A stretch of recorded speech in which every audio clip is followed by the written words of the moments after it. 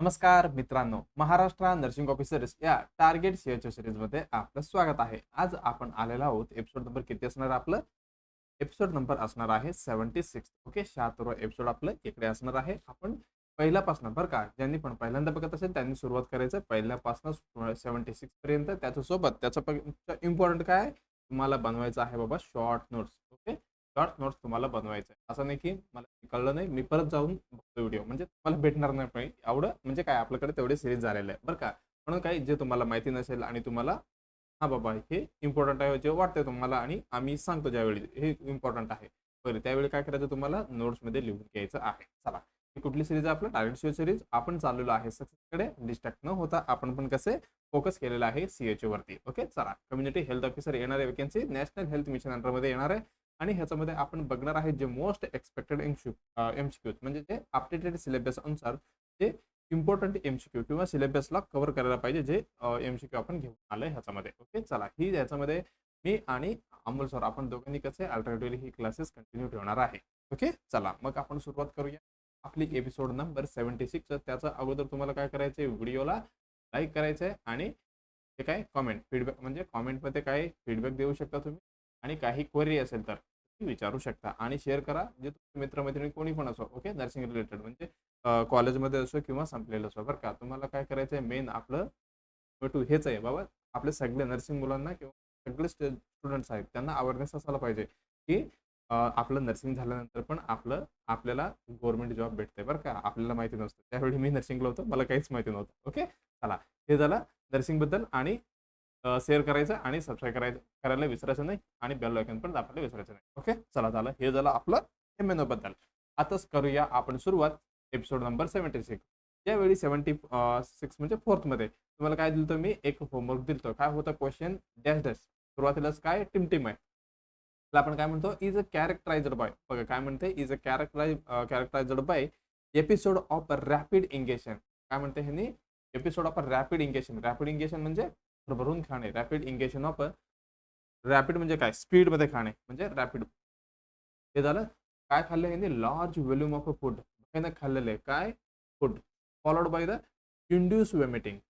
बघा काय केलं यांनी बघा काय म्हणते it is a कॅरेक्टराइज्ड by episode of a rapid ingestion. भरपूर का म्हणजे खाणे रॅपिड म्हणजे थोडे जास्त खाणे. Ingestion of a large volume म्हणजे बक्कळ खाणे. ओके, फूड काय खाणे फूड बरं का. Followed by the induce vomiting म्हणजे भरभरून खाणे त्याच्यानंतर काय करणे वॉमिटिंग करणे. ते पण कसे इंड्यूस. इंड्यूस म्हणजे काय स्वतःहून वॉमिट करणे. ह्याला काय म्हणतो असं विचारलेलं आहे. ओके, मला वाटतं आपण ही ऑलरेडी थोडं बघितलेलं आहे. ओके, हे इटिंग डिसऑर्डर मधलं क्वेश्चन आहे. अॅनोरेक्सिया नर्वसा, बुलिमिया नर्वसा, बिंग इटिंग आणि ओबेसिटी. बरं, आपण एक एक एक एक बघूया आणि बघितलं असेल तरी काही प्रॉब्लेम नाही, आपण परत एकदा बघूया कारण ही इम्पॉर्टंट गोष्टी आहे. ओके, चला मग आपण पहिला कुठले अनोरेक्सिया नर्वसा पहिला बघूया आपण. अनोरेक्सिया नर्वसा एकच मिनिट. अनोरेक्सिया अनोरेक्सिया रेक्सिया नर्वोसा. बघा लक्षात काय ठेवायचं अनोरेक्सिया नर्वसा. पहिला काय आलंय ए. A for avoid. काय लक्षात ठेवायचं तुम्हाला ए फॉर अवॉइड. ओके, मी असंच ठेवलं, तुम्हाला पण असंच ठेवायचंय म्हणजे काय आपल्याला इझिली लक्षात राहतील बाबा असे. ओके, हे पेशंटमध्ये काय होणार आहे ते पेशंटला माहिती असणार आहे बाबा. The patient have pre occupied म्हणजे काय पेशंटला माहिती असणार आहे कशाबद्दल भीती असणार आहे बरं का. मी मोठा होईन बरं का म्हणजे काय काय म्हणू शकतो आपण वेट वाढणार किंवा फॅट वाढणार. The patient have a pre occupied fear and अजून काय म्हणू शकतो pre occupied thought. Pre occupied thought pre occupied thought becoming काय अब्यूज किंवा काय म्हणू शकतो ओव्हरवेट म्हणू शकता तुम्ही. ओके, याचं बघा अनोरेक्सिया म्हणजे काय त्याच्यामध्ये पेशंटला माहिती असते बाबा मी जास्त खाल्लं तर काय माझं वेट वाढू शकतो आणि त्याचं डोक्यामध्ये पण असतं म्हणजे काय प्री ऑक्युपाइड थॉट ह्याच्यामध्ये हा पेशंटमध्ये असणार आहे. कुठले अनोरेक्सिया नर्वसामध्ये. मग ह्याच्यामध्ये रिस्क फॅक्टर काय काय असू शकतो. रिस्क फॅक्टर काय असू शकतो मोस्ट कॉमन इन बरं का. Most common in female. फिमेलमध्ये पण कुठे अडोलसंट मध्ये ही मोस्ट कॉमनली आपल्याला भेटते बघायला बरं का. म्हणून काय करते अडोलसंट फिमेल जे काय करते अनारोग्य म्हणजे त्यांना भीती असते बाबा मी खूप खाल्लं तर काय माझं वेट वाढू शकतो म्हणून काय ह्यांनी ए फॉर अवॉइड तुम्ही लक्षात ठेवला, ह्यांनी काय करते फूडला अवॉइड करते, म्हणजे काय ह्यांनी जास्त खातच नाहीये, कशामुळे माझं वेट वाढते म्हणून. ओके, हे झालं risk factor most common in the female adolescent. अजून काय म्हणू शकतो, फॅमिली हिस्ट्री. बरं का, फॅमिली हिस्ट्रीमध्ये आता असं फॅमिली आहे, ओके, माझ्या घरी सगळे असंच म्हणतात, ठीक आहे. एक्झाम्पल सांगवलं मी, ते फॅट वाढायला नको पाहिजे आणि वेट नको वाढायला पाहिजे, एक्सरसाइज करायचं, हेवी एक्सरसाइज करायचं आणि डाईट करायचं, ते पण डाईट कसं फक्त एकच चपाती खायचं, राईस नाही खातच नाहीये. ओके, असं फॅमिली पण हिस्ट्री असू शकतो. आणि बघा हिस्ट्री म्हणजे काय, थिन थिन म्हणजे काय त्यांचं काय म्हणू शकतो आपण, फॅमिलीमध्ये ते कंटिन्युअस असतं. हे झालं फॅमिली हिस्ट्री. आणि अॅटमॉस्फिअर, घरी असंच असंच चाललंय, अॅटमॉस्फिअरच असं आहे बाबा, मला वेट नाही वाढवायचं, एक्सरसाइज करायचं, एवढंच चपाती खायचं, म्हणजे काय ते फॅमिली सोबतच आलेले आहे. मग ह्याच्यामध्ये पण असू शकतं. ही काय हे रिस्क फॅक्टर आहे. अजून काय म्हणू शकतो, by influence, by influence by कोण ऑफ सोशल मीडियामध्ये. ओके, माझं फेवरेट हिरोईन असं आहे, त्याची वेट एवढी आहे, स्लिम बॉडी आहे, त्यांना फॉलो करायचं आहे, त्यांनी काही डाईट करता फॉलो करायचं आहे, मला जास्त खायचं नाही, ही सगळे रिस्क फॅक्टरमध्ये ऑफ सोशल मीडिया. ओके, मुलामध्ये ना जास्त नसतं बरं का, भरभरून खातात. ओके, हे झालं अनुरोग्य नर्वस बद्दल, हे झालं त्यांचं. मग ह्याच्यामध्ये फ्युचर्स काय दिसणार आहे, फ्युचर्स काय काय दिसणार आहे, फ्युचर्स काय काय दिसणार आहे ह्याच्यामध्ये. ओके, बघा ह्याच्यामध्ये बुक कसं असणार आहे, बुक नॉर्मल असणार आहे, जसं आपल्याला भूक लागते ह्या पेशंटला पण भूक लागते, पण ह्यांनी काय करते खातच नाहीये, म्हणजे काय फूडला अवॉइड करते. ॲपेटाईट कसं असणार आहे, ॲपेटाईट नॉर्मल असणार आहे, ॲपेटाईट नॉर्मल. आणि ह्यांनी काय करते, रिफ्यूज टू इट, म्हणजे काय मला म्हणजे अवॉइड करते, रिफ्यूज करते, कशासाठी, वेट वाढते म्हणून रिफ्यूज करते जेवणला. हे झालं. आणि तुम्ही जबरदस्ती दिले किंवा स्ट्रिक्टली त्यांना असं केलं बाबा, तुम्हाला म्हणजे सांगितलं बाबा तुम्हाला 2 चपाती खायचंच आहे, ज्यावेळी यांनी काय करतील, तर पेशंट ब्रेकडाऊन काय करतील, यांनी ब्रेकडाऊन करतील जे food, breakdown the food, the food in many स्लाइसमध्ये. आता दिला तुम्ही चपाती, छोटे छोटे छोटे तुकडे करत बसणार, एक एक एक एक खाणार, अशा पद्धतीचे करणार. ते झालं फीचर्स मधलं. अजून काय म्हणू शकतो आपण ह्याच्यामध्ये, आणि हेवी एक्सरसाइज करते, heavy exercise, heavy exercise, heavy exercise आणि ॲमिन्युरिया, हे सगळं फीचर्स बरं का ह्याच्यामध्ये दिसणार आहे. आणि अंडरवेट, अंडर अंडरवेट मध्ये होते, अंडरवेट काय, अंडरवेट म्हणजे किती, बेमे कितीचं खाली जायला पाहिजे, लेस दॅन 18.5 खाली जाते बरं का, 18.5 ते 24.9 पर्यंत आपलं काय नॉर्मल असणार आहे, 25 पकडा तुम्ही. ओके, ही झालं BMI एवढी कमी असणार आहे ह्याच्यामध्ये. अजून काही त्यांच्यामध्ये सुसायडल रिस्क पण येते, सुसायडल रिस्क पण असतो. आणि मस्क्युलर वॅस्टिंग, मस्क्युलर वास्टिंग, कारण बघा हे सगळे व्हायचं कारण एकच आहे, ह्यांनी जेवणच करत नाही जे आपल्याला पाहिजे. ओके, कुठली पण असो, प्रोटीन असो, फॅट असो, कार्बोहायड्रेट असो, की जास्त हा बॉडीला भेटणार नाहीये. हे झालं मस्क्युलर रस्टिंग. आणि ब्रॅडिकार्डिया, ब्रॅडिकार्डिया हे झालं. आणि ह्यांनी डायरुटिक पण यूज करतात बरं का, डायरुटिक. आणि अजून काय म्हणू शकतो आपण, लॅक्झेटिव्ह, लॅक्झेटिव्ह पण ही अब्यूज करतात पेशंट. हे झालं. आणि हा पेशंटमध्ये चान्सेस आहे बाबा हायपोकॅलेमिया व्हायचे, त्याला काही खातच नाही, हायपोकॅलेमिया बघा, कॅल्शियम कमी झाले, मग असू शकतो डिसअरेथमिया, डिसअरेथमिया होऊ शकतो पेशंटला. डिसअरेथमिया झालं तर रिस्क ऑफ कशाचे, कार्डियक अरेस्टचे, हे पण लक्षात ठेवा, कार्डियक अरेस्ट. हे झालं फ्युचर्स बद्दल, कशा अनुरोग्जिया नर्वसा बद्दल बरं का. हे झालं अनुरोग्य. ह्याच्यामध्ये डिओसी काय असणार आहे, ह्याच्यामध्ये डिओसी असणार आहे SSRI, लक्षात ठेवायचं. बघा अनुरोग्य नर्वस म्हणजे एवढीच लक्षात ठेवायचं आहे की पेशंट असणार आहे, मला वाटतं ते पेशंटला वाटतं बाबा माझं वेट खूप वाढतंय, म्हणून त्यांनी काय जे फूड आहे ज्याला अवॉइड करतील, म्हणजे काय रिफ्यूज करतील, म्हणजे मी खाणारच नाही, मग वेट कसं वाढणार असं त्यांचं म्हणणं असते. ओके, हे झालं अनुरोग्य नर्वस बद्दल. आता नेक्स्ट काय होतं, बुलिमिया नर्वसा, बुलिमिया नर्वसा. आता बी पर काय लक्षात ठेवणार तुम्ही, बुलिमिया, बुलिमिया नर्वसा. त्याच्यामध्ये काय होणार आहे, बी, बी फॉर काय, आपलं लातूरकडे म्हणतात बक्कळ, काय आपल्याला बी फॉर काय, बक्कळ खायचं आहे, बक्कळ आपल्याला खायचं नाही, ही पेशंट खाणार आहे. मग आपण काय म्हणू शकता, इट इज म्हणजे ह्याच्यामध्ये काय करणार आहे, बुलिमिया नर्वस मध्ये एपिसोड ऑफ काय ना खायचं, कुठली एपिसोड ऑफ भयानक खायचं, एपिसोड ऑफ बिंग इटिंग किंवा बिंज इटिंग, काय म्हणता तुम्ही, बिंग पण म्हणा, बिंज पण म्हणा, बिंग इटिंग किंवा बिंज इटिंग. ओके, म्हणजे काय भरपूर ह्याच्यामध्ये खाणार, त्याचं नंतर अजून काय करणार, पर्गिंग, मध्ये काय करणार, पर्गिंग. मला म्हणतील बिंग इटिंग म्हणजे काय, पर्गिंग म्हणजे काय, तेच काय आहे बुलिमिया नर्वस म्हणजे मी काय सांगितलं तुम्हाला एपिसोड ऑफ बिंज इटिंग आणि पर्गिंग म्हटलं. मग ह्याचं मिनिंग पण तुम्हाला माहिती असायला पाहिजे बरं का. त्यावेळी तुम्ही कुठली पण स्टडी करत असेल आपले नर्सिंगचे, फक्त त्याचं मिनिंग आपल्याला समजून घ्यायचं बरं का. आपलं जे काळ गेलं कुठली जे आपण नर्सिंगमध्ये असताना आपण फर्स्ट इयरला अनोटॉमी फिजिओलॉजीमध्ये वगैरे सगळे रट्टा मारायचं बरं का. तुम्ही नाही सगळ्यांनी मारलेले इन्क्लुडिंग सगळे मी पण. ओके. मग त्यावेळी आपल्याला ऑप्शन नव्हता कारण आपल्याला फक्त काय रटलेलं आहे तिथे लिहून यायचं होतं. पण इथे आपल्याला कॉन्सेप्ट क्लिअर असायला पाहिजे ज्यावेळेस आपण उत्तर देऊ शकतो. नाहीतर आपलं इझिली केलं म्हणायचं मार्क. ओके. ते पण निगेटिव्ह असेल तर ते बरोबर असलेलं पण चुकून जाते. ओके. हे झालं बिंग इटिंग. बिंग इटिंग म्हणजे काय असतं? बिंग इटिंग म्हणजे कंजप्शन ऑफ म्हणजे काय भरपूर कंजप्ट करणार. Consumption of large amount of food. Large amount of food एकदम भयानक काय करणार आहे फूड खाणार. फूड लक्षात आलंय का मी काय म्हणतो? Food at a time. Eating म्हणजे काय consumption of a large amount एवढी बक्कळ बक्कळ खाणे food. Okay. At a single time. असं नाही की मी दुपारी थोडं खातो 11 नंतर थोडी खातो असं नाही. एका टाइमला बसलं ना भरभरून खाणे ह्यालाच आपण काय म्हणतो बिंग इटिंग म्हणतो. ओके. त्याच्यानंतर काय होतं पर्गिंग. पर्गिंग म्हणजे काय आता खाल्लंय आपण एवढी वेळ काय वाटतंय त्यांना आता काढायला पाहिजे बाहेर कारण वेट वाढते. Self induce vomiting. Self induce vomiting आपण म्हणतो. ओके. बरं काय ही आपलं बुलिमिया नर्वस आहे. ओके. ही मोर कॉमन आहे बरं का. मोर कॉमन त्यात अनिरुद्ध नर्वसपेक्षा. ओके. लक्षात ठेवा विचारत नाही पण लक्षात असायला पाहिजे बुलिमिया नर्वस जास्त असतं. बघा बुलिमिया नर्वसमध्ये काय करणार भरभरून खाणार त्यांच्या नंतर त्यांना लक्षात येणार बाबा मी एवढं खाल्लो आता भरपूर खाल्लो आता माझा वेट वाढणार आहे आता काय करायला पाहिजे. मग त्यांनी करते इंड्यूस वॉमिटिंग म्हणजे सेल्फ इंड्यूस. ओके. आत टाकायचा आणि रिफ्लेक्स द्यायचा आणि वॉमिटिंग करून टाकायचं हे होणार आहे bulimia नर्वसमध्ये.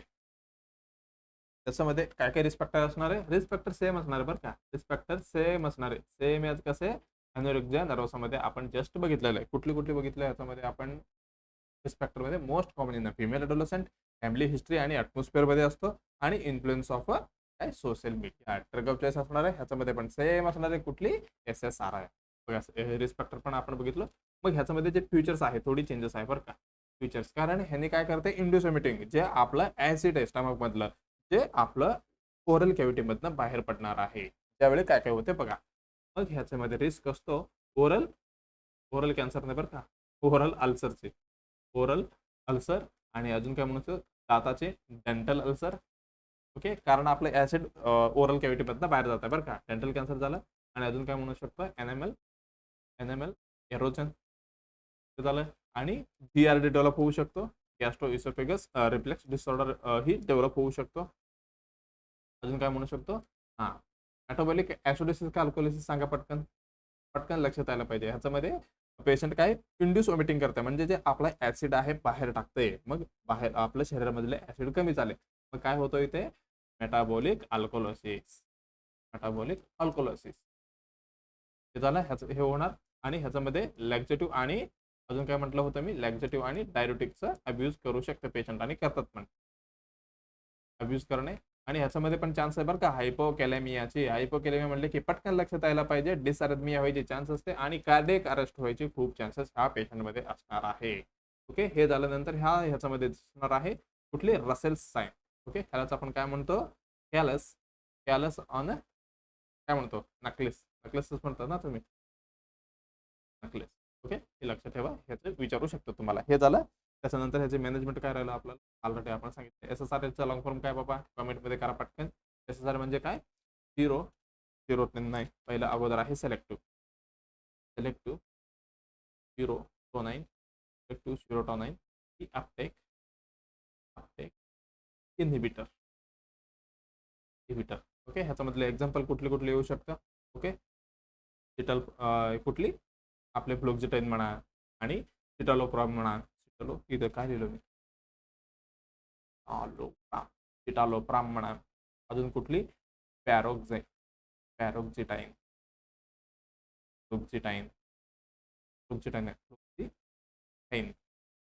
He drug of choice बरं का ह्याच्यामधलं कुठलं ओशनमधलं हे पण लक्षात ठेवा. पण हे SSRI चे सगळे एक्झाम्पल असणार आहे. एवढं लक्षात आलंय का. चला अजून काय राहिलं आपलं बघा अनिरुद्ध नर्वस म्हणजे लक्षात आलं का फक्त ते फक्त बघा हे सगळे काय ही इटिंग डिसऑर्डर आहे एवढी लक्षात ठेवलं. हे सगळे काय हे इटिंग डिसऑर्डर्स आहे डिसऑर्डर्स. मग ह्याच्यामध्ये काय त्यांना भीती असते बाबा माझं वेट वाढू नये. अनोरेक्सिया म्हणजे काय, ए फॉर अवॉइड करते म्हणजे खातच नाहीये. बी म्हणजे काय, बक्कळ खातात आणि परत व्हॉमिटिंग करतात. आणि बिंग इटिंग म्हणजे काय, एकदम लार्ज अमाऊंट मध्ये कंझम्पशन करणे, इटिंग. काय म्हणू शकतो आपण, लार्ज कंझम्पशन ऑफ काय म्हटलं होतं आपण, large consumption of eating food, eating large food at a time. बरं का, असं नाही की नंतर नंतर खाणार. ओके, पचन झाल्यावर असं नाही की एकदा बसलं की तसं खाणार. त्यालाच आपण काय म्हणतो, बिंज इटिंग म्हणतो. ओबेसिटी म्हणजे काय, आपली excessive body weight, excessive body weight, त्याच्यामध्ये बॉडी वेट वाढणार आहे. हे सगळं ओबेसिटी बद्दलच आहे. बघा आता क्वेश्चन काय म्हणते बघा आपला, कॅरेक्टराइजमध्ये एपिसोड ऑफ रॅपिड इंगेशन, भरपूर खाल्ले लार्ज व्हॉल्यूम मध्ये आणि फूड, त्याच्यानंतर इंड्यूस वॉमिटिंग करायला. अनोरेक्सियामध्ये काय होतं, ते अवॉइड करत होतं. भरपूर खात होते का, नाही. बिंज इटिंग म्हणजे काय, फक्त भरपूर खाणे. इथं काय म्हटलं क्वेश्चन मध्ये, इंड्यूस वॉमिटिंग पण म्हटलंय बरं का, ह्याच्यामध्ये पर्गिंग पण आहे. मग ही आपलं जाणार नाहीये, ही आपलं तिसरं एमसीक्यू कॅन्सल झालं. आणि ओबेसिटी आहे का, एक्सेसिव्ह बॉडी वेट, हे पण नसणार आहे. आणि अनोरेक्सियामध्ये ती पेशंट अवॉइड करते खाण्यासाठी. ओके, हे पण कॅन्सल झालं. मग आता राहिलं कुठलं आपलं, बुलिमिया नर्वोसा. बुलिमिया नर्वोसमध्ये होणार आहे, पेशंट बक्कळ खाणार आणि त्याच्यानंतर लक्षात येणार मी भरपूर खाल्लो, आता मला ही सगळं बाहेर काढावं लागेल. ही आपलं दुसरं ऑप्शन आपलं एकदम बरोबर असणार आहे. मला वाटतं थोडा टाइम जास्त झालं तरी पण तुम्हाला लक्षात आला असेल. बघा स्लाइड काय म्हणते बघा, anorexia and eating disorder character by the self starvation and intense the fear of the gaining weight. म्हणजे काय, ह्यांना भीती असते बाबा माझं वेट वाढते. क्यू पिक्चर काय, एक्स्ट्रीम द वेट लॉस, हे काय disorder body image, intense fear of gaining weight आणि फूड रिस्ट्रिक्शन आणि पर्गिंग आणि डायटिंग, एक्सरसाइज, हे एक्सरसाइज वगैरे करायचं आहे. आणि रेस्ट्रिक्टिंग टाईप बघा, कुठली डायटिंग, एक्सेसिव्ह एक्सरसाइज आणि बिंग पर्गिंग हे याच्यामध्ये येते बुलिमिया बरं का. झालं फिजिकल इफेक्ट काय, अमिनोरिया होऊ शकतो, हेअर लॉस, ब्रेडिकार्डिया. ओके, आणि बोन लॉस. सायकोलॉजिकली कुठली, डिप्रेशन, एन्झायटी असू शकतो, ओबेशन बिहेवियर, सोशल विथड्रॉल आणि परफेक्शन. ओके, हे सगळं असणार आहे. कॉम्प्लिकेशनमध्ये काय, electric heart problem. Okay, cardiac अरेस्टची ही लक्षात ठेवा बरं. हे झालं. आणि ओस्टोपरोसिस, इनफर्टिलिटी ही पण होऊ शकतो. आणि ट्रीटमेंट काय, SSRI आपण बघितलेलं आहे मेडिकल केअरमध्ये, हे सगळं आपण देऊ शकतो. हे झालं अनोरेक्सिया नर्वोसाबद्दल. आणि बुलिमिया नर्वोसामध्ये काय, भरपूर खाणे, त्याच्यानंतर वॉमिटिंग करणे.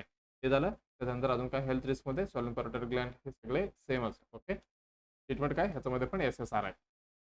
हे ड्रग ऑफ चॉईस बरं का, SSRI ह्याच्यामध्ये दोन्हीमध्ये, बुलिमिया नर्वोसामध्ये आणि अनोरेक्सिया नर्वोसामध्ये. वाटतं बस आपण खूप डिटेलमध्ये गेलेले कुठली, अनोरेक्सिया नर्वोसा आणि बुलिमिया नर्वोसा. आता जाऊया आपण नेक्स्ट एमसी कडे, काय म्हणतं बघूया. चला चला, नेक्स्ट क्वेश्चन काय म्हणते बघा, which of the following developmental stage is not given by the Freud. Sigmund Freud बद्दल विचारते. फ्रॉइड म्हणजे कुठली, फ्रॉइड सिग्मंड फ्रॉइड बद्दल विचारते. त्यांनी दिलेले कुठली, आपलं सायको सोशल डेव्हलपमेंट बरं का, त्याच्यामधले जे कुठली आपलं खाली दिलेले स्टेज नाहीये बघा. काय काय म्हणता, ओरल हे कुठले, सेन्सोरी मोटार. ओके, आणि फॅलिक हे कुठले, एनल स्टेज. बघा ह्याच्यामधले आपल्याला बघायचे, थोडे डिटेलमध्ये बघावं लागेल. सिग्मंड फ्रॉइडने दिलेले सिग्मंड, काय म्हणता तुम्ही, सिग्मंड म्हणता का सिग्मंड म्हणता, मी तर लिहिताना सिग्मंडच लिहितो, पण त्यांना म्हणतो मी सिग्माइड. ओके, लक्षात ठेवण्यासाठी बरं का. हे काय, सिग्मंड फ्रॉइडने काय सांगितलेलं आहे, कुठलीच दिलेलं आहे ह्यांनी, psycho psycho social development, psycho development थेरीने स्टेजेस दिलेले. ओके, ह्याच्यामध्ये किती दिलेले बघा, स्टेजेस इकडे साईडला लिहू आपण, स्टेजेस इकडे काय, स्टेज एवढे आपले ऑप्शन आहे असं. होय होय होय,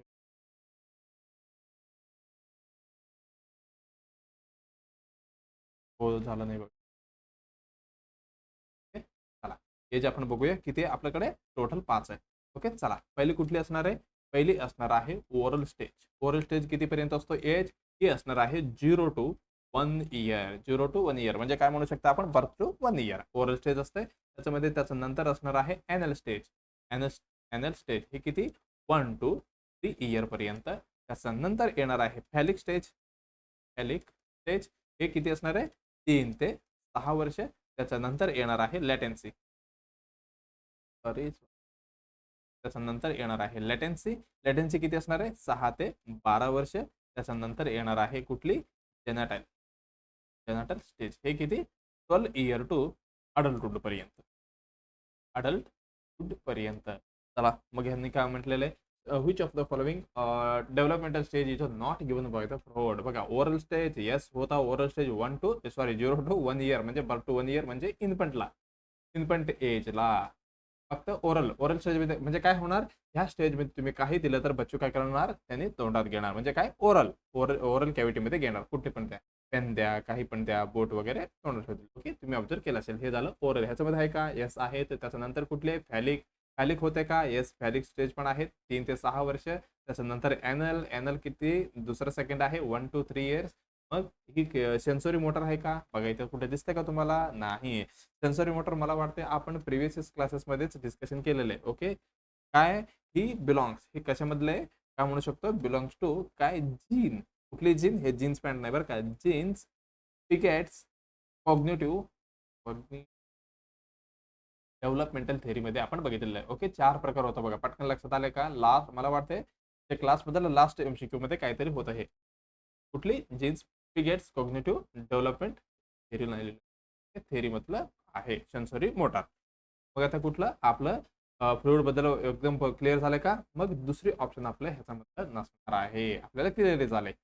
राईट आहे का, काय म्हणते बघा, fluid psychosocial stage of development. बघा कुठली, ओरल स्टेज 0 to 1 year, ह्याच्यामध्ये काय करते आणि माउथ म्हणजे सकिंग आणि फीडिंग, फिक्सेशन करते, स्मोकिंग आणि नेल बायटिंग करतो बच्चू, बघा इथे दिसतं तुम्हाला. आणि एनल स्टेजमध्ये काय, टॉयलेट ट्रेनिंग. ओके, ॲक्युरेट किती, 18 मंथ पकडा. आणि फिक्सेशन काय, ऑर्डरनेस आणि मेजिनेस दिलेलं आहे. आणि फेलिक स्टेजमध्ये काय, Oedipus. Okay, electro complex. Okay, हे दोन्ही इम्पॉर्टंट आहे बरं का, हे तुम्हाला अल्टरनेटिव्हली अपोजिट म्हणजे काय, आई बघा, जे तुम्ही ऐकलं असेल ना, जे मुली असतात त्यांना काय म्हणतात, ओके, ते मजाक मध्ये म्हणतात पापा की परी, पण ते काय आपलं सायंटिफिकली प्रूव्ह आहे, कारण जे अल्टरनेटिव्ह सेक्सला आपण अट्रॅक्शन होत असतो, त्याच्यामध्ये पण कुठले, आईला वाय, ते काय, त्याचे बच्चू आवडते, आणि फादरला पापा की परी, काय म्हणता तुम्ही. Okay? तुम्हाला हे इम्पॉर्टंट आहे बरं का, तुम्हाला नेक्स्ट सॉरी नाही, ते आपलं नेक्स्ट ह्याच्यामध्ये आणतात, कुठले, एओडिपस पण आणि इलेक्ट्रो कॉम्प्लेक्स पण. हे झालं फिक्सेशन आणि जेलसी युनिटी, हे झालं फेलिक स्टेज मधलं. आणि लेटेन्सी स्टेजमध्ये काय, हे डॉर्मेंट स्टेज झालं, डॉर्मेंट त्याच्यामध्ये काय, स्कूल आणि फ्रेंडशिप इकडे लक्ष देतात. आणि जेनेटल नंतर sexual maturity, focus on initiate relationship. Okay, हे झालं आपलं psychosocial stage of development. हे आपलं सगळं स्टेज किती, 5 होते. तुम्हाला लक्षात ठेवायचं, हे खूप वेळा विचारलेलं आहे. ओके, असं नाही की कुठले पण नाहीये, कुठले पण नाही म्हणतो बघा, सगळ्या ह्याच्यामध्ये विचारले, DMAR, नॉरसेट, आणि आपलं DMAR झालं, DHS. ओके, CHS तर विचारूच नका, CHS मध्ये तर विचारतोच हमखास. ओके, हे सगळी एक्झाम मध्ये विचारलेलं आहे, इम्पॉर्टंट आहे. ओके, चला आता नेक्स्ट MCQ काय म्हणते आपण बघूया. बघा काय म्हणते, एकदम इझी क्वेश्चन आहे. Pernicious anaemia is a due to deficiency of. तुम्हाला वाटते एवढे इझी क्वेश्चन काय आणता सर, पण काही रिपीटेड झालेले क्वेश्चन आहे maximum time. Okay, pernicious anaemia is a due to deficiency. बघा विटॅमिन B6 दिलेले, B12 दिले, B3 दिले, आणि विटॅमिन E दिले. पटकन तुम्हाला काय करायचं आहे, ते मी स्लाइड काय टेबल तयार करून दिलं, ते ओपन करायचं आहे. चला आता आपण पहिलं जाऊया B6 कडे. B6 कुठे आहे, B6 इथं आहे. विटॅमिन, त्याचं नाव काय, पॅरिडॉक्साइन. त्याचं अनदर नाव काय, सायंटिफिक नाव पॅरिडॉक्सिन आहे. बघा प्रायमरी रोल काय याचा, प्रोटीन मेटाबॉलिझम आणि न्यूरो ट्रान्समिटर सिंथेसिस आणि रेड ब्लड सेल फॉर्मेशन म्हणजे RBC फॉर्मेशन. आणि डेफिशियन्सीमध्ये काय होतंय, एनिमिया आणि कुठली, न्यूरोपॅथी याच्यामध्ये होते B6. आणि त्याचं नंतर असणार आहे बीटल. बीटल कुठे, इथं आहे बघा, त्याला आपण काय म्हणतो, कोबालामिन. ह्याच्यामध्ये काय, नर्वस सिस्टम फंक्शनला मदत करतो. आणि रेड ब्लड सेल म्हणजे काय, एरिथ्रोपायसिसला मदत करतो. आणि DNA सिंथेसिस. त्याच्यानंतर बघा डेफिशियन्सी झालं तर काय होतो, मेगलोब्लास्टिक एनिमिया ह्याच्यामध्ये होणार आहे. त्याच्यानंतर हे काय, इरिव्हर्सेबल नर्व डॅमेज बरं का, कुठली, इरिव्हर्सेबल म्हटलेलं आहे, तुम्हाला लक्ष असायला पाहिजे. ते झालं बीटोल बद्दल. आणि त्याच्यानंतर होता B3. आपण खूप वेळा बघितलेलं आहे, नियासिन. हे कशासाठी लागते आपल्याला, एनर्जी प्रोडक्शन, DNA रिपेअर आणि nervous system health. Okay, pellagra deficiency झाल्यामुळे पेलेग्रा 3D नाही ट्रीट केलं तर कशामध्ये, 4D मध्ये कन्वर्ट होणार आहे, जे चौथा D असणार आहे, जे असणार आहे डेथ. हे झालं नियासिन बद्दल. अजून काय म्हणू शकतो, विटॅमिन ए. विटॅमिन ए कुठे आहे आपलं, विटॅमिन ए हे फॅट सोल्युबल आहे. आणि B आणि C ही दोन्ही कुठे, वॉटर सोल्युबल असणार आहे. हे काय म्हणतो, फॅट सोल्युबल, विजन आणि इम्युन सिस्टम आणि सेल ग्रोथ मध्ये मदत करतो. आणि डेफिशियन्सी झालं तर नाईट ब्लाइंडनेस आणि ड्राय आईज म्हणजे काय, ज्युरोप्थॅल्मी होणार आहे विटॅमिन ए मध्ये. मग क्वेश्चन काय होतं बाबा आपलं, pernicious anaemia is due to deficiency of. आता जस्ट आपण बघितलं विटॅमिन B12 ला काय म्हणतो आपण, कोबालमिन. ह्याची डेफिशियन्सी झाल्यामुळे मेगलोब्लास्टिक एनिमिया होणार आहे. एकदम इझी क्वेश्चन होता आपल्यासाठी. कुठली, दुसरा ऑप्शन ही एकदम बरोबर असणार आहे बरं का, ही इम्पॉर्टंट आहे, म्हणून थोडक्यात आपण संपवतो. आणि खूप वेळा रिपीटेड पण झालेलं आहे. ओके, हे 3 आता अगोदर 2 सांगत होतो, आता हे तिसरं स्लाइड पण तुम्हाला लक्षात ठेवायचं बरं का, प्रिव्हियस क्लासमधनं. हे झालं. आता उत्तर तर भेटलेलं आपलं. चला अजून काय, हां, जे येणाऱ्या वेकेन्सीसाठी तयारी करत असेल तर डीएमईचं पेपर अनालिसिस तुम्हाला पहिला करावं लागेल. कुठली पण आपल्याला एक्झाम असो, डीएमई असो, डीएचएस असो, सीएचसाठी. ओके, सगळ्यांचं पीवायक्यू अवेलेबल आहे आपल्या प्लेलिस्टमध्ये, तुम्ही चेक करू शकता. आणि बघा, बघताना तुम्हाला नोट्स बनवायचं बरं का, असं नाही की मी फक्त बघून जातो स्पीडमध्ये बरं का. स्पीडमध्ये बघा काही प्रॉब्लेम नाही, पण जे इम्पॉर्टंट आहे तुम्हाला नोट घ्यायचं. डीएमआर मध्ये असं पण क्वेश्चन आलते, ते कधी नॉर्सेट मध्ये पण विचारलं नाही, कुठं पण विचारलं नाही बरं का. डीएमआर ला हलक्यात नाही घ्या. आणि डीएचएस आपल्यासाठी चांगलं असणार आहे, कारण शक्यतो याच्यामध्ये काय 80-20 आहे ना, म्हणजे काय 80-20 ते नाही रेशो, फिमेल आणि मेलचं. मी ह्याचं नर्सिंग आणि नॉन नर्सिंगचं त्याच्यामध्ये बदलू शकते, बघूया आपण काय होतं. डीएमआर 2023 आणि डीएचएस 2023 आणि सीएचओ 2023. ओके, 2023 मधले आपले सर्व एक्झाम चालते. त्याच्यामधलं पीवायक्यू पेपर अनालिसिस आपण करून प्लेलिस्टमध्ये टाकले, तुम्हाला बघून घ्यायचं आहे बाबा कसं पद्धतीचे क्वेश्चन. ओके, चला मग आता जाऊया आपण नेक्स्ट एमसीक्यू कडे. काय म्हणते आपलं नेक्स्ट एमसीक्यू? चला काय म्हणते, ट्रू अबाउट, खरा अबाउट खरा काय? मिशन परिवार विकास. मिशन परिवार विकास बद्दल खरं काय काय काय दिलंय बघा. Launch on world population day दिवशी लॉन्च झाले म्हणे. त्याच्यानंतर few family planning initiative, family planning initiative केलेले. आणि focus on 146 146 high fertility districts in 7 states with high TFR. TFR म्हणजे काय, टोटल फर्टिलिटी रेट. आणि ऑल ऑफ दिस म्हणजे वरती दिलेले सर्व. मग आपल्याला थोडक्यात बघावं लागेल काय मिशन परिवार विकास ही काय असतो. मिशन मिशन परिवार, परिवार आलं की पटकन लक्षात आलं पाहिजे. ठीक आहे, परिवार म्हणजे काय, फॅमिली. परिवार, परिवार विकास, विकास करायचा, परिवाराला विकास करायचा, ही काय मिशन आहे आपलं. ओके, ही गव्हर्नमेंट ऑफ इंडियाची इनिशिएटिव्ह आहे बरं का. गव्हर्नमेंट ऑफ इंडियाची इनिशिएटिव्ह आहे. कधी लॉन्च केलेले हे, लॉन्च केले 2014 मध्ये. 14 का नाही, लॉन्च केले ना 2016 मध्ये. 2016 मध्ये हे लॉन्च झालेलं आहे. काय होतं ह्याचं काम, एक्सलरेट, काय करायचं होतं यांचं, एक्सलरेट होतं फॅमिली प्लॅनिंग. फॅमिली प्लॅनिंगला थोडी वेग द्यायचं, म्हणजे काय, बूस्टअप द्यायचं होतं. Family planning services services services पण इन कुठे सर्व्हिसेस इन हाय फर्टिलिटी, म्हणजे काय म्हणू शकतो आपण, हाय फर्टिलिटी किंवा हाय टीएफआर टोटल फर्टिलिटी रेट दिसत असतं ज्या डिस्ट्रिक्टमध्ये.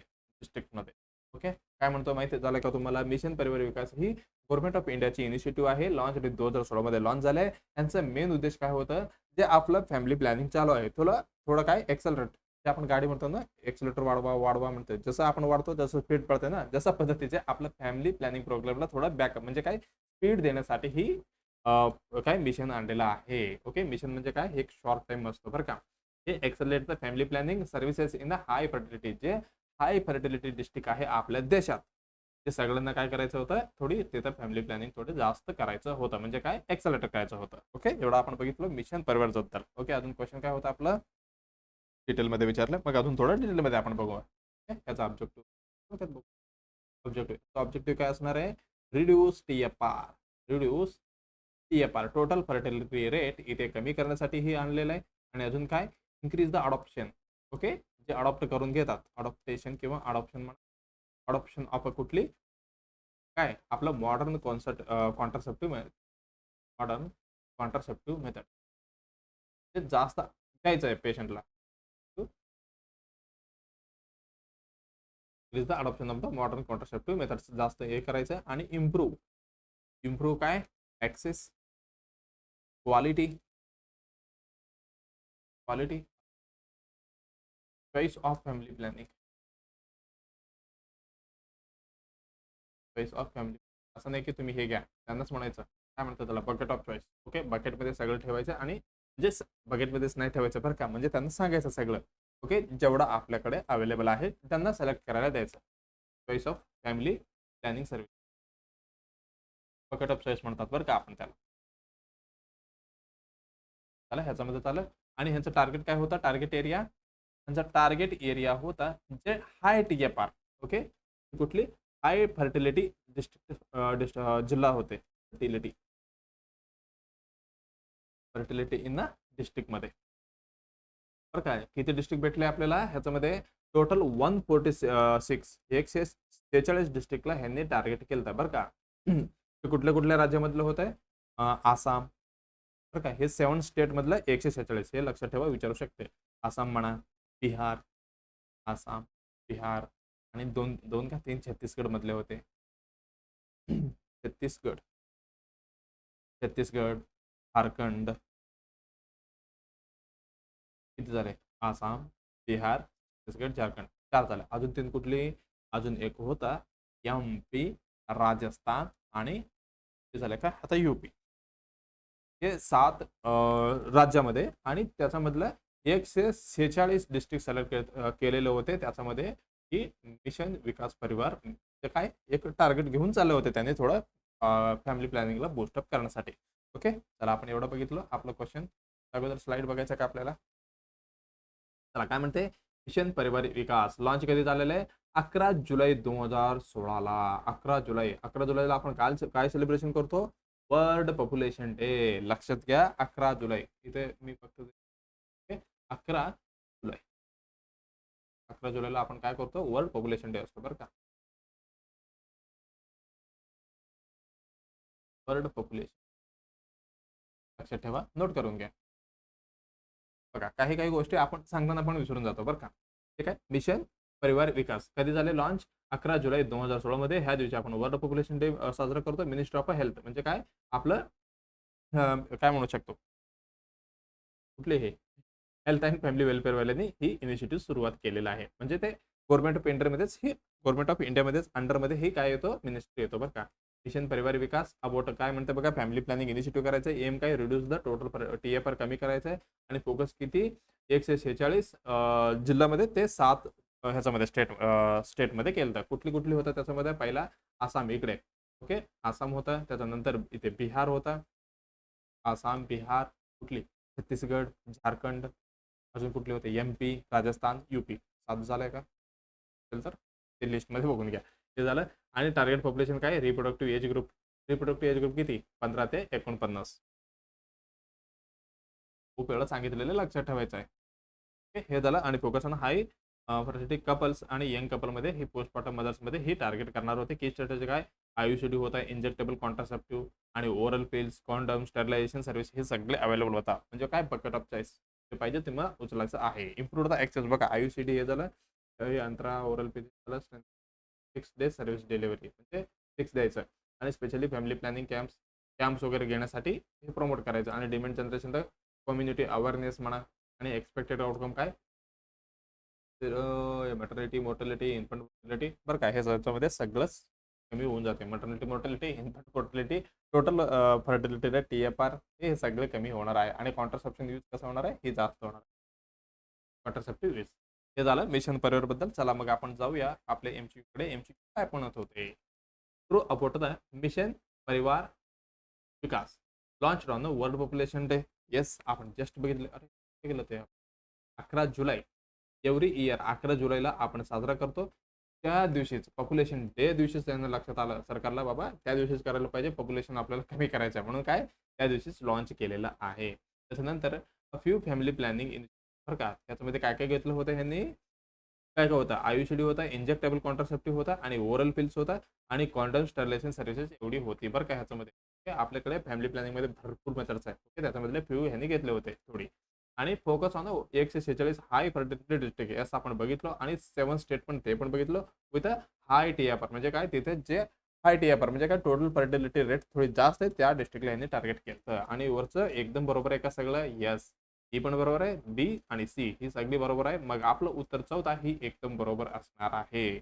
ओके, आपण स्लाइड पण बघायचं झालंय. मग जाऊया आपण नेक्स्ट MCQ कडे. काय म्हणतं आपण बघूया. चला नेक्स्ट क्वेश्चन काय म्हणते बघूया. द कम्युनिटी हेल्थ नर्स बरं का, तुम्ही आता कम्युनिटी हेल्थ नर्स झाले. नोट्स सिव्हरल सस्पिशियस म्हणजे काय? तुम्हाला डाऊट वाटते बाबा. ओके, काय झाले? म्हणजे काय काय म्हणतो आपण जखमा, जखमा जखमा काय झालेलं आहे? जखमा झालेला आहे. समजून घ्या बरं का. ड्युरेशन झाले. आणि old Burns on the infant. Infant म्हणजे काय? 0 to 1 इयर मध्ये बच्चूच आहे. बघा तुम्ही कम्युनिटी हेल्थ असे तुम्ही नोट केलंय बाबा. काय?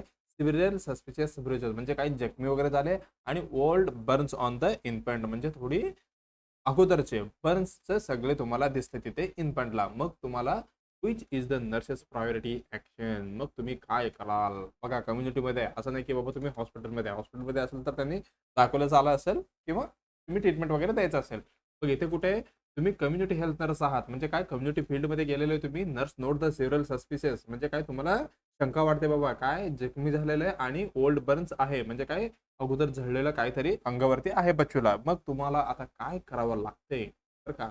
एकदम इम्पॉर्टंट क्वेश्चन आहे बघा. प्रायोरिटी आपल्याला सिलेक्ट करावं म्हणजे काय हे चारही ऑप्शन बघूया आपण. काय म्हणते call the child protection hotline बरं का. फोन करायचे कुठे हॉटलाईन नंबरला आणि रिपोर्ट पॉसिबल अब्यूज. इथे पेशंट म्हणजे काय बच्चूसोबत अब्यूज होते म्हणून रिपोर्ट करायचे आणि discuss the family with the physician and बघा काय म्हणते डिस्कस द फॅमिली फॅमिली सोबत डिस्कस करायचं family with the physician and social worker at the next team meeting. बघा त्यांनी काय म्हटलेलं आहे तुम्हाला काय करायचं फॅमिली सोबत आणि डॉक्टर सोबत आणि सोशल वर्कर बरं का. सोशल वर्कर अवेलेबल असते त्यांना काय करायचे डिस्कस करायचं त्यांच्यासोबत पण कधी नेक्स्ट टीम मीटिंग मध्ये.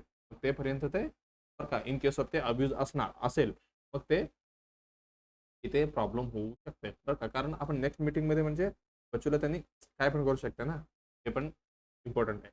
आणि carefully record the visit of the follow up बरं का. हे पण इम्पॉर्टंट आहे असं नाही की तुम्ही रेकॉर्ड नाही करत पण ही इम्पॉर्टंट आहे.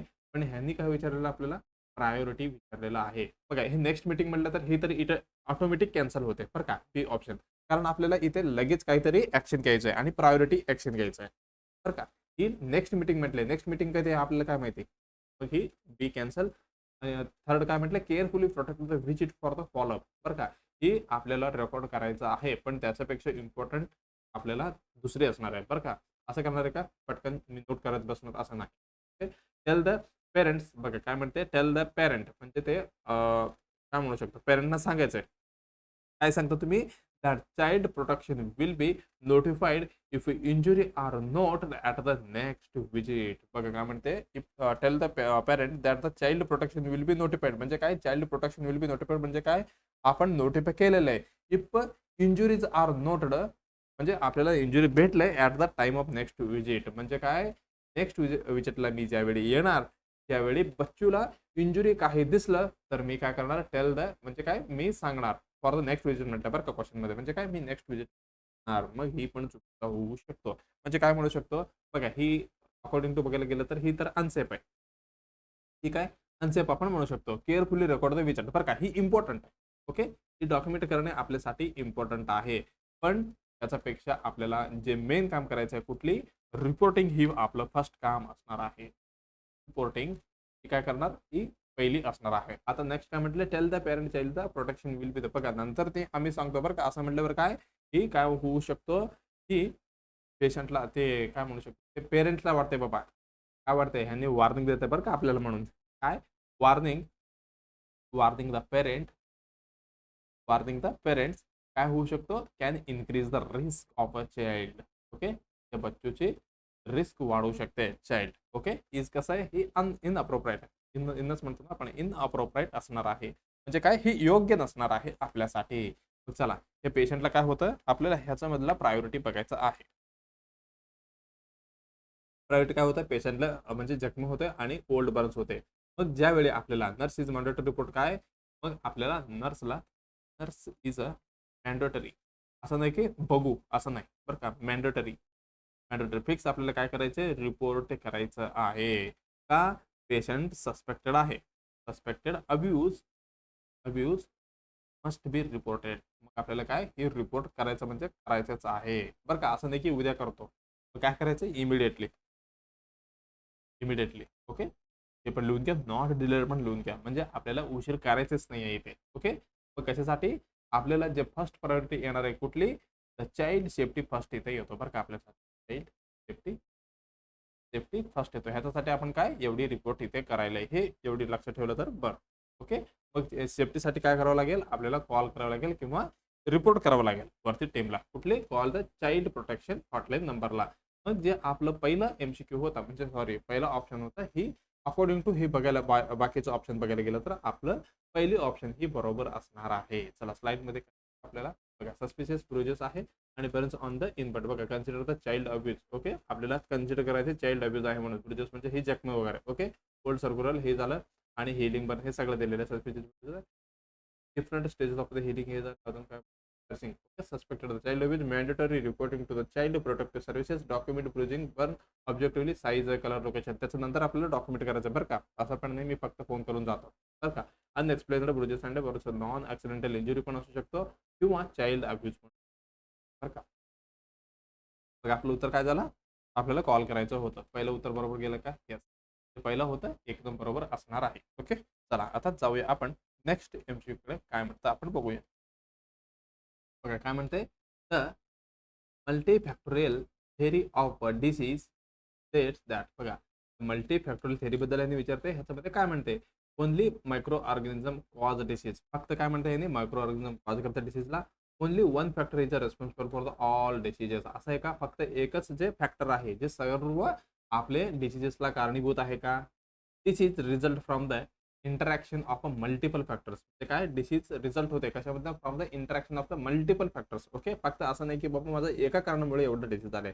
आता समजा लंग कॅन्सर झालंय फक्त स्मोकिंग झाल्यामुळे होते का नाही. त्याच्यामध्ये अजून ते पेशंटचं इम्युनिटी कमी असणार आणि काहीतरी दुसरं इन्फेक्शन पण असू शकतो. ओके असं भरपूर ते फॅक्टर्स असणार आहे आणि disease occur due to the imbalance of the four humours. बघा काय काय म्हणते आपण पहिलं काय करूया मल्टीफॅक्टोरियल थेअरी बद्दल थोडक्यात बघूया. कुठं गेलं आपलं कुठली मल्टी फॅक्टोरियल थेअरी. त्यालाच आपण काय म्हणतो वेब ऑफ कॉज म्हणतो बरं का. बघा गिवन बाय कोणी दिलेले पीटर कॉल्पी. कोण आहे सायंटिस्ट आहे. ओके पीटर कॉल्पी ह्यांनी दिलेले कुठली आपलं मल्टी फॅक्टोरियल थेअरी. बघा काय म्हणते according to this theory many factors like कुठली रिस्क फॅक्टर्स म्हणा एजंट म्हणा and predisposing factors are responsible for the diseases. Multifactorial म्हणजे काय मल्टी म्हणजे काय भरपूर. फॅक्टर म्हणजे काय फॅक्टर म्हणजे एक कारण असणार आहे म्हणजे काय भरपूर कारणामुळे आपल्याला डिसीजेस होत आहे फक्त एका कारणामुळे नाही होत. एवढी लक्षात ठेवायचं आहे. आपण काय म्हटलेलं आहे रिस्क फॅक्टर असू शकतो आणि agent predisposing factors are responsible for disease. बघा most approved theory of disease बरं का. ही मोस्ट अप्रूव्ड थेअरी ऑफ म्हणजे काय अप्रूव्ड झालेलं आहे बरं का. Also called as a multifactorial theory. झालं रिस्क फॅक्टरमध्ये काय काय येतं आता समजा ओबेसिटी आहे मग पेशंटला डायबिटिक होऊ शकतो रिस्क फॅक्टर झालं. ओके आणि स्मोकिंग झालं तर लंग कॅन्सर. अल्कोहोल असेल तर लिव्हर सिरोसिस. त्याच्यानंतर एजंट HIV एड्स कॉज करतो आणि सार्स हे COVID-19 प्री डिस्पोजिंग फॅक्टर म्हणजे काय make person the most susceptible to worse disease कडे ढकलत नेतात. ओके हे झालं. त्याच्यानंतर ऑप्शन मध्ये काय काय दिले बघा only microorganism cause the diseases. हे कुठली ही जर्म थेअरी झालं. मला वाटतं डिस्कशन केलेलं आहे बरं का जर्म थेअरी बद्दल. झालं जर्म थेअरी काय सांगता येईल जर्म थेअरी बद्दल सांगितलंय. आणि नेक्स्ट काय म्हणते only one factor is a responsible. ह्याला काय म्हणतो आपण सिंगल कॉज. हे सिंगल म्हणजे एकच काय म्हणता येईल रेस्पॉन्सिबल आहे. Single cause theory. Cause theory हे झालं ह्याच्याबद्दल. आणि हे काय म्हणते this is occur due to the imbalance of the four humours. बघा ही कशामधलं ते आपलं ग्रीक ह्युमरल थेअरी बद्दल मला वाटतं की डिस्कशन झालं नाही वाटतं. ग्रीक ह्युमरल थेअरी बरं का. ग्रीक ह्युमरल थेअरी त्याच्यामधलं आहे बरं का. ह्याच्यामध्ये याला आपण हे काय म्हणतात थोडी आपलं अगोदरचं आहे एन्शियंट ग्रीक थेअरी पण आपण म्हणतो. ग्रीक थेअरी पण बरं का. ह्यांनी काय म्हटलेलं आहे फोर ह्युमर्स. ओके जे फ्लूड बद्दल म्हटले त्यांनी फोर ह्युमर्स कुठले असणार आहे एक असणार आहे ब्लड. दुसरं असणार आहे प्लेगम. ओके ब्लॅक बाईल कुठली एक पहिलं ब्लॅक बाईल झाला आणि येलो बाईल. ओके 4 झालं एक ही असणार आहे फोर होमर. हे कुठली ग्रीक ह्युमरल थेअरी बद्दल आहे बरं का. ही पण गेलं ही पण गेलं हे पण गेलं. मग राहिलं कुठलं diseases result from the interaction of the multiple factors. ते भरपूर फॅक्टर्समुळे होऊ शकते. ओके तुम्ही हे पण पकडू शकता कुठली एजंट पकडा पोस्ट एन्व्हायरमेंट हे सगळे मल्टिपल फॅक्टर्समुळे आपल्याला डिसीज मल्टिपल डिसीज म्हणजे काय मल्टिपल फॅक्टर्समुळे डिसीजेस होतात. ओके हे आपलं एकदम बरोबर असणार आहे. तिसरं ऑप्शन आपलं योग्य असणार आहे. ओके चला स्लाइड तर आपण बघितलेलं आहे बरं का. ही स्लाइड इम्पॉर्टंट आहे. ओके नोट करून घ्या. चला आता नेक्स्ट काय म्हणते आपण बघूया. विच ऑफ द फॉलोइंग बघा खाली दिलेले कुठली following documentation used by the head nurse to communicate about the head nurse to about head nurse in the next shift. बरं का हेड नर्स म्हणजे हेड नाही म्हणजे तिथली आपल्यामधलं थोडी हेड नर्स असतात, म्हणजे एका शिफ्टमधनं दुसऱ्या शिफ्टमध्ये काहीतरी रिपोर्ट म्हणजे काहीतरी कम्युनिकेट करायचे, त्याच्यासाठी ते कुठले डॉक्युमेंटेशन यूज करतात बरं का. चला त्याच्यामध्ये आपण बघूया. पहिल्या ऑप्शन मग काय दिलेलं आहे, जर्नल दिलेलं आहे. जर्नल म्हणजे काय, जर्नल तिकडे आलं का. जर्नल काय असतं, हे क्रोनॉलॉजिकल रेकॉर्ड्स असतात. कुठली जर्नल. क्रोनॉलॉजिकल रेकॉर्ड म्हणजे काय, ह्याच्यामधले नोट्स फॉर द रेफरन्ससाठी आपण यूज करतो, not use for the shift हँडओव्हरसाठी आपण यूज करत नाही. कुठली जर्नल. बघा जर्नल म्हणजे काय, आपण ही पर्सनल पण यूज करू शकतो आणि प्रोफेशनल पण असतो जर्नल बरं का. प्रोफेशनल पण आपण शिफ्ट वगैरे चेंज करताना झालं तर आपण हे जर्नल लिहून देणार आहे का, असं असं झालंय तसं तसं झालंय. ओके जर्नलमध्ये देणार आहे का आपण शिफ्ट चेंज होताना, नाही जर्नलमध्ये आपण नाही देणार. ओके हे गेलं आपलं कॅन्सल. सेन्सस. सेन्सस काय म्हणते बघा, डेट म्हणजे सेन्ससमध्ये काय असणार आहे ह्याच्यामध्ये, शो द नंबर ऑफ म्हणजे किती पेशंट आहे आपल्या हॉस्पिटलमध्ये, कुठे लिहितो त्याच्यामध्ये काय, show number of show number of patient म्हणजे कुठली कुठली असतो, ऍडमिशन असो, ऍडमिशन ऍडमिशन ट्रान्सफर डेथ मग डिस्चार्ज. ओके हे रात्री टाइमला. ओके 11 नाही बरं 49 ते रात्री 12 वाजता ही सेन्सस काउंट करतात हॉस्पिटलमध्ये. हे झालं जर्नल बद्दल झालं. जर्नल ही प्रोफेशनल, हे जर्नल बघितलं ना बुक्स वगैरे मोठी, तसं आपण लिहून देतो का.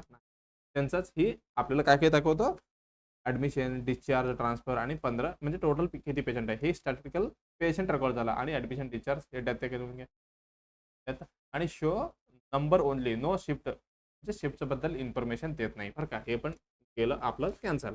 आता राहिलं कुठलं, रिपोर्ट. रिपोर्ट म्हणजे काय, की आपलं रिपोर्ट काय असतो, ही वर्बल वर्बल किंवा आपण रिटर्न मध्ये पण देऊ शकतो.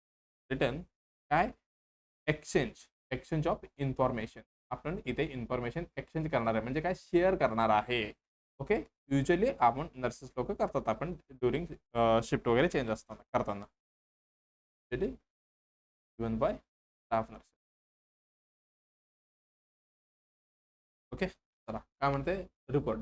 शिफ्ट चेंज रिपोर्ट बघा, ओरल असू शकतो किंवा रिटर्न कम्युनिकेशन, पेशंट कंडिशन आणि इन्स्ट्रक्शन. पेशंट बद्दल सर्व use for the shift communication. बघा शिफ्ट चेंज होताना आपण ही यूज करणार आहे. कुठली रिपोर्ट, नोटा. नोटा म्हणजे नॉन ऑफ द अबव म्हणजे वरती दिलेले कुठले पण नाही का, नाही ही असणार आहे. आपलं तिसरं ऑप्शन एकदम बरोबर असणार आहे. हे गेलं आपलं कॅन्सल. ओके अजून एक येतो बरं का, कार्डेक्स म्हणून. ओके ते आपल्याला क्विकली एक्झाम्पल कुठली तरी पेशंटला काहीतरी सिरियस कंडिशन आहे, क्विकली त्या पेशंटच्या प्रोफाईलमध्ये आपल्याला ऍड करायचं असतं बरं का. ते पण लक्षात ठेवा, कार्डेक्स. ते झालं आपलं उत्तर भेटलं का तिसरं. चला आता नेक्स्ट कडे आपण जाऊया. स्लाइड झालंय. Okay next. चला नेक्स्ट क्वेश्चन काय म्हणते, आपलं लास्ट असणार आहे. Okay which of the following disease is, बघा खाली दिलेले कुठली डिसीज आहे, cause due to the food adulteration of arhar dal with kesari dal. बघा काय म्हणते, which of the following disease caused by म्हणजे कुठली जे डिसीज आहे जे कॉज होते कशामुळे, फूड अडल्ट्रेशन. कशामुळे फूड अडल्ट्रेशन केलेलं आहे, ऑफ अरहर डाळ आणि आपली केसरी डाळ मध्ये हे आपल्याला काय अडल्ट्रेशन केलेलं आहे बरं का. फूड अडल्ट्रेशन पण बघावं लागेल आपल्याला. ह्याच्यामुळे काय होतंय, प्लॅथरिझम, इमोकोनियोसिस आणि एपिडेमिक ड्रॉप्सी वॉशी ओकर बरं का. मला वाटते आपलं 2023 मध्ये काहीतरी लास्ट एपिसोडमध्ये बरं का, 5th एपिसोडमध्ये आपण हे बघितलेलं आहे, केसरी डाळबद्दल क्वेश्चन आलता बरं का. हे इम्पॉर्टंट आहे. मग त्याच्यामध्ये काय विचारलं होतं त्यांनी, डायरेक्ट विचारलं होतं. इथं कसं विचारलं बघा, which of the following disease cause due to the food adulteration. इथे फूड अल्ट्रेशन बद्दल पण तुम्हाला माहिती असायला पाहिजे. आणि काय म्हटलं, अरहर डाळ सोबत काय इथं केसरी डाळ मिक्स केलेलं आहे, मग पेशंटला काय होऊ शकतो म्हणजे कुठली डिसीज येऊ शकतो आपल्याला विचारलेलं आहे. बघा पहिलं काय आपण बघूया, फूड अल्ट्रेशन म्हणजे काय. फूड अल्ट्रेशन म्हणजे काय ते आपण एक्झाम्पल कुठले, दूधमध्ये पाणी टाकणे. केस काय आपलं फूड अल्ट्रेशन. मग त्याला थोड्या डिटेलमध्ये बघावं लागेल. फूड अडल्ट्रेशन म्हणजे काय, जसं सेम दिसते तेच आपण काय करणार त्याच्यामध्ये टाकून त्याची फूड किंवा काय म्हणू शकतो आपण, न्यूट्रिशन कमी भेटतो ते किंवा पैसे आपल्याला इथे वाचवायचे असते. ओके काय म्हणू शकतो आपण, ऍडिशनल सबस्टन्स, ऍडिशनल सबस्टिट्यूशन किंवा त्याच्यामधलं काय करायचं, removal or contamination of a food substance.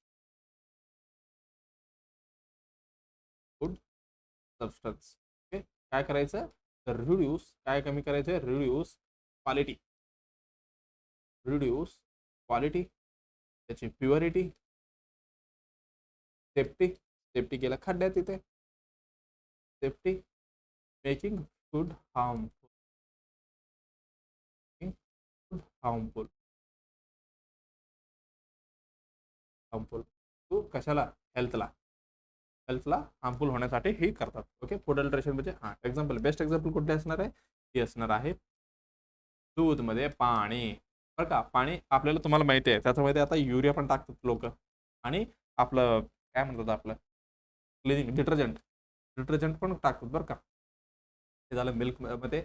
आणि अजून कुठली जे आपला हनी असतो हनीमध्ये शुगर सिरप पण तयार करतात.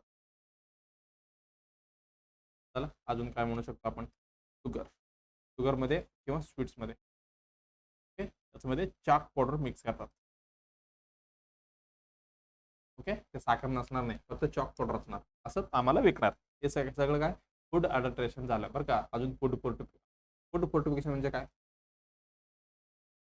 फूड फोर्टिफिकेशन मला अजून ह्याच्यामध्ये 2-3 प्रकार आहे. ओके ते तुम्हाला काय करायचे कॉमेंटमध्ये द्यायचं आहे. ओके 2 काम झालं आता फूड अडल्ट्रेशन झालं आपलं हे झालं. त्याला काय होतं आपल्याला क्वेश्चन केसरी डाळबद्दल विचारलं होतं बरं का. ते अरहर डाळ सोड द्या ते केसरी डाळ खूप डेंजर आहे आपल्यासाठी. कुठली केसरी डाळ इथे नेक्स्ट घेऊ केसरी डाळ ह्याच्यामध्ये आपलं एक क्वेश्चन झालेलं आहे. केसरी डाळमध्ये काय असतो त्यामध्ये असतो कुठली प्रोटॉक्झिन प्युरोटॉक्झिन कुठली ओवा काय म्हणता तुम्ही COAA ते काय beta oxalyl oxalyl amino amino alanine alanine beta oxalyl amino alanine okay बोवा ही न्यूरोटॉक्झिन ह्याच्यामध्ये असतो बरं का. ही काय करतो त्यावेळी भरपूर केसरी डाळ खाल्लं तर काय होतं त्याच्यामध्ये म्हणजे काय लीड्स टू काय होऊ शकतो लेदरिझम ह्याच्यामध्ये होणार आहे.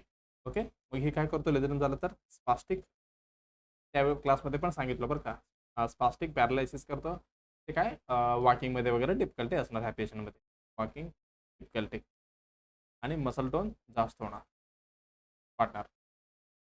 एवढी लक्ष ठेवलं तरी बरं बरं का. ते मोस्ट कॉमन कुठे असणार आहे मोस्ट कॉमन इन ते काय म्हणू शकतो आपण पुअर पॉप्युलेशन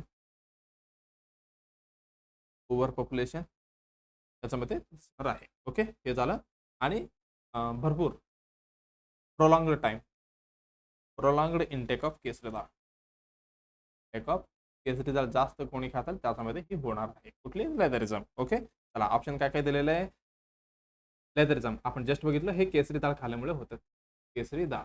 ओके ही आपलं उत्तर एकदम बरोबर असणार आहे. हे कुठले दिलेलं आहे न्यूमोकॉइन हे दिलेलं आहे. ही काय लंग डिसीज आहे बरं का. हे लंग डिसीज आहे ती डस्ट इन्फ्लॅमेशनमुळे होतात डस्ट इन्फ्लॅमेशन. ओके नेक्स्ट काय एपिडेमिक बायोप्सी. ओके ही कुठले ही अडल्ट्रेशन ऑफ ही पण अडल्ट्रेशनच म्हणू शकतो आपण caused by adulteration caused by adulteration of mustard oil with कुठली आपलं कुठली म्हणू शकतो आपण अर्जमेन एक्झिक ऑइल कॅना कोईल असं आहे त्याचं नाव कॅना ऑइल नाही ऑइल बरं काय ही पण एक अडल्ट्रेशनमुळेच होतात.